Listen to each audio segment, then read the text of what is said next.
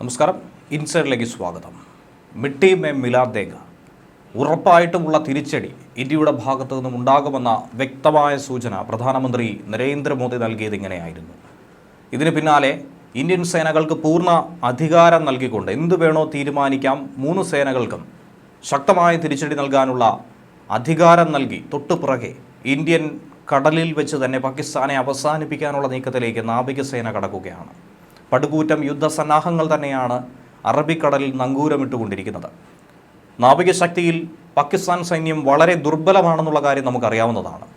നമ്മുടെ പകുതി പോലും സൈനിക സന്നാഹമില്ല, യുദ്ധക്കോപ്പുകളില്ല, പടക്കോപ്പുകളില്ല, യുദ്ധോപകരണങ്ങളില്ല എന്നുള്ള ഏറ്റവും വലിയ ബുദ്ധിമുട്ടാണ് പാകിസ്ഥാനെ സംബന്ധിച്ച് വലയ്ക്കുന്നത്.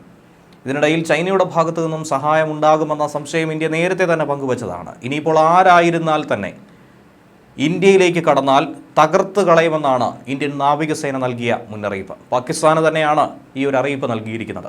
ഇന്ത്യൻ നാവികസേനയുടെ അഭ്യാസ പ്രകടനം കഴിഞ്ഞ ദിവസം തുടരുമ്പോഴായിരുന്നു കൃത്യമായൊരു സന്ദേശം നൽകിയത്. നമുക്കറിയാവുന്നതാണ്, ഹാമർ സ്ട്രൈക്ക് എന്ന പേരിൽ പാകിസ്ഥാൻ അവിടെ ഒരു സൈനിക അഭ്യാസം നടത്തുകയും ഇന്ത്യക്കെതിരായിട്ടുള്ള യുദ്ധത്തിൽ കരുതിയിരിക്കുകയും അതിശക്തമായ തിരിച്ചടി നൽകുകയും ചെയ്യണമെന്ന് സേനാ മേധാവിയായ അസിം മുനീർ ഒരു പ്രഖ്യാപനം നടത്തിയിരുന്നു. അതിനുള്ള കൃത്യമായ മറുപടിയാണ് നാവികസേന നൽകിയിരിക്കുന്നത്. ഇതിനോടകം തന്നെ വെടിനിർത്തൽ കരാർ 7ാം ദിവസവും പാകിസ്ഥാൻ നിരന്തരം ലംഘിക്കുന്ന ഒരു സാഹചര്യം ഉണ്ടായിരുന്നു. അതുകൊണ്ട് തന്നെ ഏത് സാഹചര്യവും നേരിടാൻ മൂന്ന് സേനകളും സർവ്വസജ്ജമായി തന്നെ ഇരിക്കുകയാണ്. ഉടൻ തന്നെ തിരിച്ചടി, ശക്തമായ തിരിച്ചടി, ഈ ഒരു ആവശ്യമാണ് വലിയ തോതിൽ തന്നെ അലയടിക്കുന്നത്. അറബിക്കടലിൽ ഇപ്പോൾ നടന്നിരിക്കുന്നത് സാധാരണഗതിയിൽ എല്ലാ വർഷവും നടക്കാറുള്ള വാർഷിക അഭ്യാസ പ്രകടനമാണെങ്കിൽ പോലും ഇത്തവണത്തെ ഇതിനുള്ള പ്രത്യേകത കൂടുന്നത് നാവികസേന പാകിസ്ഥാന് നൽകിയിരിക്കുന്ന വ്യക്തമായ സന്ദേശത്തിലൂടെയാണ്, അതിശക്തമായ മുന്നറിയിപ്പിലൂടെയാണ്. യുദ്ധക്കപ്പലുകളടക്കം നിരവധി സേനാവിന്യാസം അണിനിരത്തി തന്നെയാണ് ഈ അഭ്യാസം നടത്തിയിരിക്കുന്നത്. ഏതു നിമിഷവും അഭ്യാസ പ്രകടനത്തിൻ്റെ സ്വഭാവം മാറുമെന്ന സന്ദേശം ഇന്ത്യ നൽകുന്നുണ്ട്, അതും കൃത്യമായി. അറബിക്കടലിലെ അഭ്യാസ പ്രകടനം നാവികസേനാ തലവൻ അഡ്മിറൽ ദിനേഷ് കെ ത്രിപാഠിയാണ് നേരിട്ട് കണ്ട് വിലയിരുത്തിയത്. ഇനി ഏതെങ്കിലും തരത്തിലുള്ള പ്രകോപനം പാകിസ്ഥാന്റെ ഭാഗത്തു നിന്നും ഉണ്ടായാൽ കരസേനയുടെ ഭാഗത്തു നിന്നായിരിക്കില്ല, പകരം ആദ്യ തിരിച്ചടി ഉണ്ടാകുന്നത് കടൽ മാർഗത്തിലൂടെ ആയിരിക്കുമെന്നാണ് നാവികസേന പറഞ്ഞു വെക്കുന്നത്.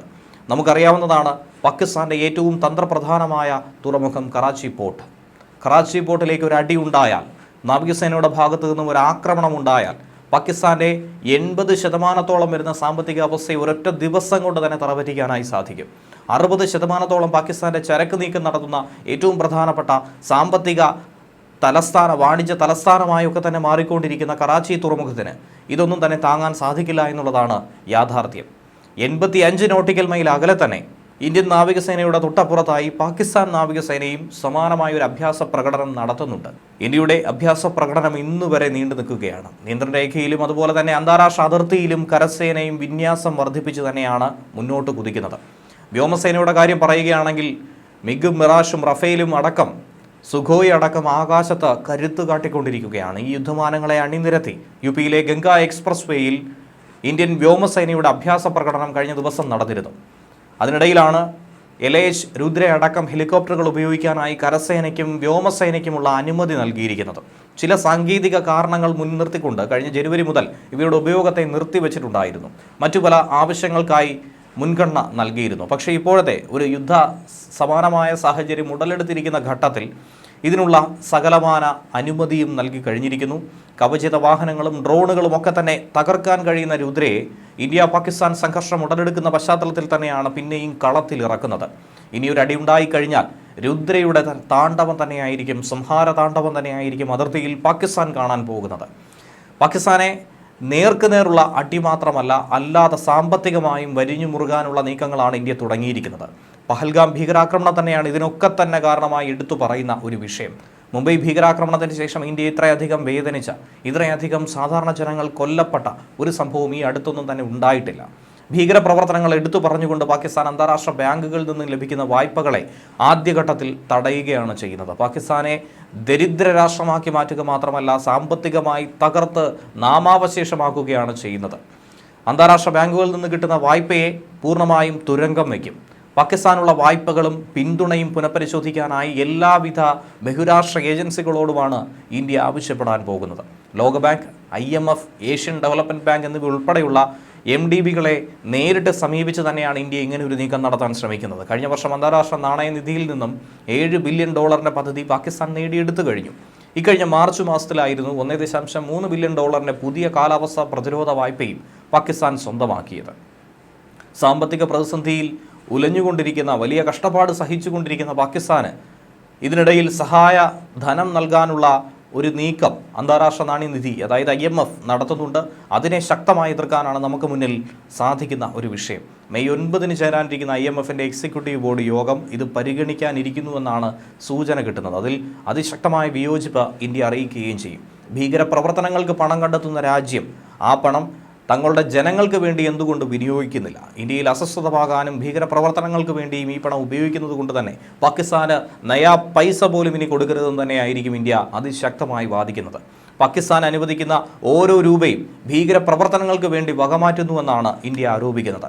ഭീകരവാദത്തിന് പണം ദുരുപയോഗം ചെയ്യുന്നുവെന്നുള്ളത് ലോകരാജ്യങ്ങൾ മനസ്സിലാക്കണം. അതുകൊണ്ട് തന്നെ ഇതിനെ തടയാൻ വേണ്ടി ഏതറ്റം വരെയും ഇന്ത്യ പ്രവർത്തിക്കുമെന്നും രാജ്യാന്തര തലത്തിലുള്ള നിരീക്ഷക സംവിധാനമായിട്ടുള്ള സാമ്പത്തിക കർമ്മസമിതിയുടെ ഗ്രേ പട്ടികയിൽ പാകിസ്ഥാനെ വീണ്ടും ഉൾപ്പെടുത്താനുള്ളൊരു നീക്കം അതിശക്തമായി തന്നെ ഇന്ത്യ ചുക്കാൻ പിടിക്കുകയും ചെയ്യും.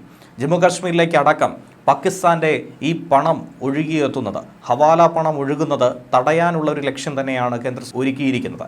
40 രാജ്യങ്ങളാണ് ഫിനാൻഷ്യൽ ആക്ഷൻ ടാസ്ക് ഫോഴ്സിൽ അംഗങ്ങളായിട്ടുള്ളത്. അതിൽ പാകിസ്ഥാൻ ആകട്ടെ ഉൾപ്പെട്ടിട്ടില്ല. അതുകൊണ്ട് തന്നെ ഇന്ത്യ ഒരു നീക്കം നടത്തിയാൽ മറ്റു രാജ്യങ്ങൾ ഇന്ത്യയെ പിന്തുണയ്ക്കണം. അതിനുള്ള നീക്കവും മറുഭാഗത്തു നിന്നും നയതന്ത്ര തലത്തിലൂടെ ഇന്ത്യ ആരംഭിച്ചിരിക്കുന്നുവെന്ന് വേണം മനസ്സിലാക്കാൻ. ഫെബ്രുവരി, ജൂൺ, ഒക്ടോബർ മാസങ്ങളിലാണ് 3 തവണയായി പ്ലീനറി ചേരുക. കള്ളപ്പണം വെളുപ്പിക്കൽ, ഭീകരവാദത്തിനെത്തുന്ന ധനസ്രോതസ് തുടങ്ങി ഒരു രാജ്യം നേരിടുന്ന ഭീഷണിയുടെ അടിസ്ഥാനത്തിലാണ് ഗ്രേ ലിസ്റ്റിൽ അതിനെ പെടുത്താൻ ആവശ്യമായിട്ടുള്ള നാമനിർദ്ദേശം നൽകേണ്ടത്. ഭീകരപ്രവർത്തനം അത് വളരെ എളുപ്പത്തിൽ പാകിസ്ഥാനെതിരെ ഇന്ത്യക്ക് ആരോപിക്കാനും അത് തെളിയിക്കാനുമായി സാധിക്കും. ഇതേ രീതിയിൽ തന്നെ Asia Pacific group of money ലോണ്ടറിങ്ങിൽ പാകിസ്ഥാനും അംഗത്വമുണ്ട്. ഈ 2 സമിതികളിലും ഇന്ത്യയും അംഗമാണ്. അതുകൊണ്ട് തന്നെ പാകിസ്ഥാനെ ശക്തമായി തന്നെ ചെറുത്തുനിന്ന് തോൽപ്പിക്കാൻ ഇന്ത്യക്ക് ഇതിലൂടെ സാധിക്കും. ഭീകരവാദികൾക്കെതിരെ നടപടിയെടുക്കാൻ പാകിസ്ഥാൻ തയ്യാറായതിനെ തുടർന്നായിരുന്നു 2022 ഗ്രേ പട്ടികയിൽ നിന്നും പാകിസ്ഥാനെ ഒരു ഘട്ടത്തിൽ ഒഴിവാക്കിയത്. എന്നാൽ ഇപ്പോൾ ആ ഭീകരർക്കൊക്കെ തന്നെ കുടപിടിക്കുന്ന പാകിസ്ഥാനെ ഹാഫിസ് സയ്യിദ് അടക്കമുള്ള ഭീകരർക്ക് പാലൂട്ടി വളർത്തുന്നതും അവരെ ജയിലിലടയ്ക്കുന്നുവെന്ന് പറയപ്പെടുന്നെങ്കിൽ പോലും അവർക്ക് വേണ്ട എല്ലാ സന്നാഹങ്ങളും ആഡംബര ജീവിതവും ഒരുക്കി കൊടുക്കുന്ന പാകിസ്ഥാന്റെ യഥാർത്ഥ മുഖം അത് വലിച്ചു കീറാൻ തന്നെയാണ് ഇന്ത്യ തീരുമാനിച്ചിരിക്കുന്നത്.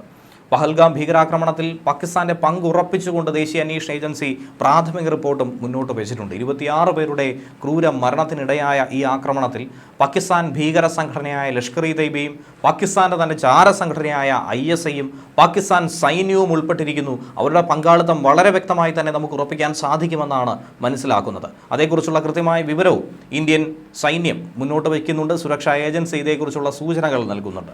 ഈ ഭീകരരെയൊക്കെ തന്നെ നിയന്ത്രിച്ചത് മുതിർന്ന ഒരു ISI ഉദ്യോഗസ്ഥനാണ്. ആക്രമണത്തിൽ പ്രധാനപ്പെട്ട പങ്ക് വഹിച്ച സൈനികൻ കൂടിയായിട്ടുള്ള ഹാഷിം മൂസ എന്ന സുലൈമാൻ അലി ഭായ് എന്ന തൽഹ ഭായ് എന്നിവർ പാകിസ്ഥാൻ പൗരന്മാർ തന്നെയാണ്. അതിൽ യാതൊരു തരത്തിലുമുള്ള എതിർപ്പില്ല. ഈ 2 ഭീകരരും പാകിസ്ഥാനിലെ ലഷ്കർ-ഇ തയ്ബയുടെ നേതൃത്വവുമായി എപ്പോഴും ആശയവിനിമയം നടത്തിയവരായിരുന്നു.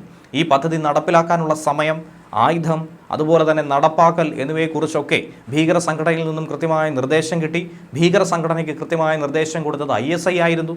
സൈന്യം അതിനെ ചുക്കാൻ പിടിച്ചു.